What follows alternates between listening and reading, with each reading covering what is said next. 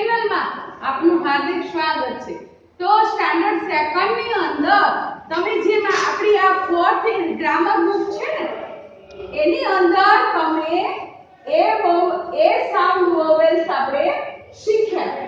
તમે આ વોવેલ્સ એ વાળા તો એની અંદર આપણે એડ એમ એ શબ્દને લેટર સાથે જોડતા કયા શબ્દો બને છે એ આપણે કરી ગયા।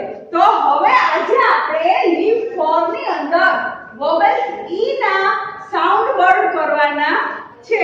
તો ચાલો આજે જુઓ મેં તમને બોર્ડ ઉપર કરીને બતાવ્યું છે એ જ રીતના તમારું પેજ નંબર 29 જે છે વોવેલ્સ ઈ સાઉન્ડ એના હું તમને શબ્દો શીખવાડું છું જે તમને બુકની અંદર આપ્યા છે।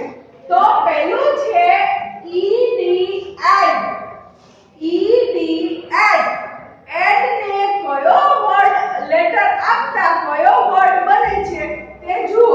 તો પહેલો છે બ બેડ બ ઈ ડ બેડ। તો તમે જુઓ અહીંયા આપણે ઈ વોવેલ શીખીએ છીએ તો મિડલ ની અંદર બધે જ ઈ વોવેલ્સ આવશે।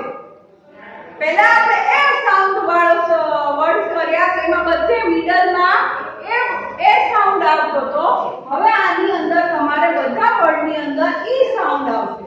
પછી છે ફઈડ ફેડ રઈડ રેડ પછી વેડ વેડ। ઓકે તો એડ વાળા આપણે વર્ડ લખ્યા।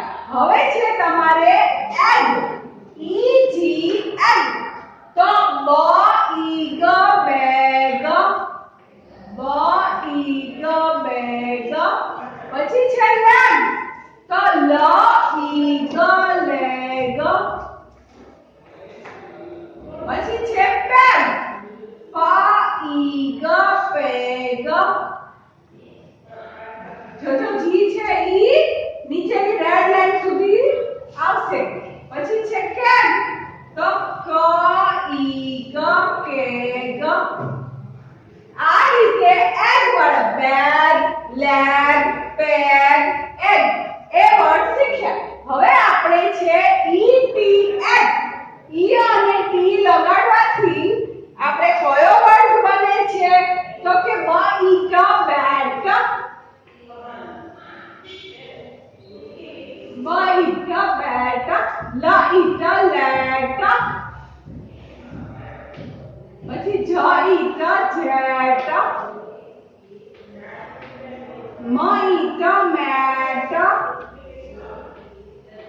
પછી ગ ઈ ક ગેટ।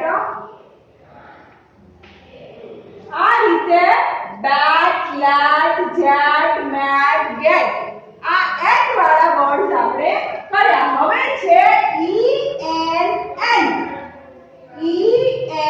એન તો મને એન લગાડતા મ ઈ ન મેન પને એન લગાડતા પ ઈ ન પેન તને એન લગાડતા ટ ઈ ન ટેન હને એન લગાડતા હ ઈ ન હેન તો મેન પેન ટેન હેન આ રીતે એન લગાડતા વર્ડ્સ બન્યા। હવે છે તમે જુઓ તમારે આની અંદર try to read this words આ વર્ડ ને તમારે રીડ કરવાની ટ્રાય કરવાની છે। તો તમે જોજો બધાની અંદર ઈ વોવેલ્સ આવે છે તો કે યસ તો હવે એને તમે રીડ કરો મારી સાથે B L E N D છે એટલે blend B L E N D તો આની અંદર પણ તમારે ઈ વોવેલ્સ આવ્યો તો બ્લેન્ડ થશે। પછી પ ઈ ન પેન તો આની અંદર પણ ઈ વોવેલ્સ આવ્યો। પછી છે જ ઈ ટ જેટ તો એની અંદર પણ ઈ વોવેલ્સ આવ્યો। પછી શ્રેડ S H R E D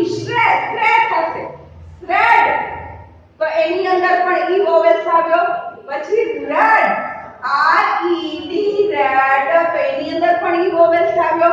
પછી છે bag, B E G bag, તો એની અંદર પણ ઈ સાઉન્ડ આવ્યો. પછી M E N મેન, તો એની અંદર પણ ઈ વોવેલ્સ આવ્યો. પછી પ્ર છે પ્ર, P R E P prep, તો પ્રેપ ની અંદર પણ ઈ વોવેલ્સ આવ્યો. આ રીતે તમારે વોવેલ્સ એ સાઉન્ડ ના વર્ડ ને ખૂબ વ્યવસ્થિત રીડ કરી અને આ પેજ ની અંદર હું હોમવર્ક આપું એમાં તમારે લખવાના છે.